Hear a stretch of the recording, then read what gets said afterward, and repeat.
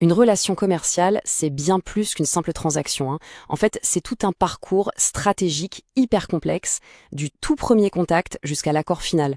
Aujourd'hui, on va explorer ensemble les coulisses de ce voyage. Alors, on se pose tout de suite une question qui donne le vertige.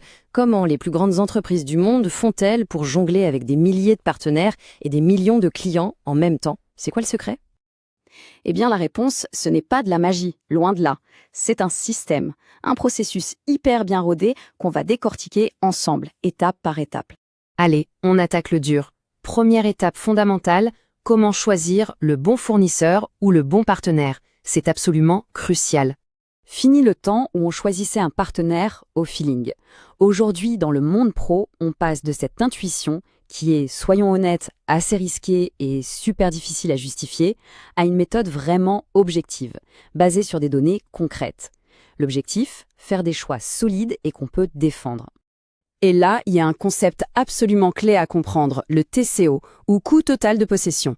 Le prix affiché, ça ne dit jamais toute la vérité. Il faut penser à long terme, la maintenance, la consommation d'énergie, etc. Pensez à cette imprimante que vous achetez pour une bouchée de pain, mais dont les cartouches d'encre vous coûtent un bras. Voilà, c'est ça le TCO. Donc, pour faire un choix éclairé, les pros utilisent ce qu'on appelle une grille d'analyse multicritères. Et là, on regarde bien au-delà du simple prix. On va vérifier la conformité technique, bien sûr, mais aussi les risques politiques, la qualité du service après-vente, la démarche RSE et même, très important, la santé financière du partenaire potentiel. Bon, le partenaire est potentiellement choisi. Maintenant, place au jeu de la négociation. Et oui, je dis bien « jeu », parce que c'est bien plus un jeu d'intelligence et de psychologie qu'un simple conflit. Ici, une référence incontournable, c'est la méthode Harvard. Son principe de base est simple mais puissant, on sépare le problème des personnes. En clair, on peut être intraitable sur le fond, sur les objectifs, mais il faut toujours être souple et correct avec les gens en face. Et là, attention, on aborde l'outil sans doute le plus puissant de tout bon négociateur, la BATNA. C'est la meilleure solution de remplacement.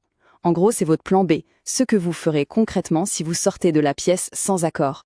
Et le fait de connaître sa BATNA, de l'avoir bien définie avant même de s'asseoir à la table, ça change tout.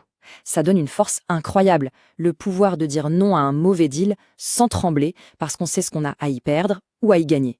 Maintenant, passons un peu à l'offensive. Il existe des techniques d'influence et celles de Cialdini sont redoutablement efficaces. Que ce soit la réciprocité, la preuve sociale du type tout le monde le fait, ou encore le sentiment de rareté.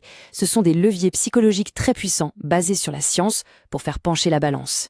Mais attention, si on peut attaquer, il faut aussi savoir se défendre. Et se défendre, ça veut dire connaître les pièges de notre propre cerveau, les fameux biais cognitifs. Par exemple, le biais d'ancrage. Le tout premier chiffre posé sur la table va influencer toute la discussion, c'est fou. Ou encore l'aversion à la perte. On déteste tellement perdre quelque chose que ça peut nous faire accepter de très mauvais compromis. Ok, la poignée de main est échangée, le contrat est signé. On pourrait croire que c'est la fin de l'histoire, mais en réalité, c'est tout le contraire. C'est le début d'une relation qu'il va falloir gérer au quotidien. Et pour gérer cette relation, on ne se base pas sur des impressions, du genre « ça se passe bien ». Non, non, non. On se base sur des données, des chiffres concrets. Ce sont les fameux KPIs, les indicateurs de performance. On va mesurer très précisément le taux de livraison à temps, qu'on appelle OTD, ou la qualité, parfois jusqu'en ppm, c'est-à-dire le nombre de pièces défectueuses par million. D'accord, mais que se passe-t-il si le partenaire dérape, s'il ne tient pas ses promesses? Eh bien là encore, pas de place à l'improvisation.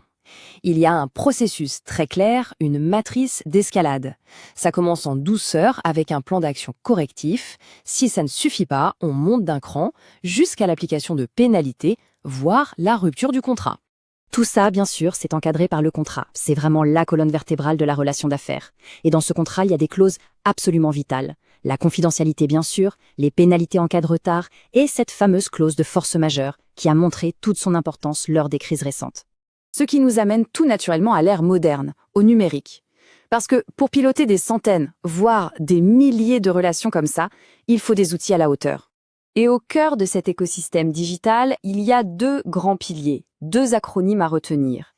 D'un côté, le SRM, pour tout ce qui est gestion des fournisseurs, donc en amont, et de l'autre, le fameux CRM, pour la gestion des clients en aval. Ce sont vraiment les deux faces de la même pièce. Et le CRM, attention, ce n'est pas juste un logiciel, c'est une véritable stratégie.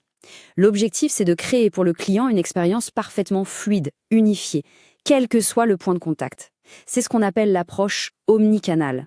Et si on doute encore de l'importance du CRM, il y a un chiffre qui met tout le monde d'accord. Recruter un tout nouveau client, ça coûte entre 5 et 7 fois plus cher que de garder un client qu'on a déjà.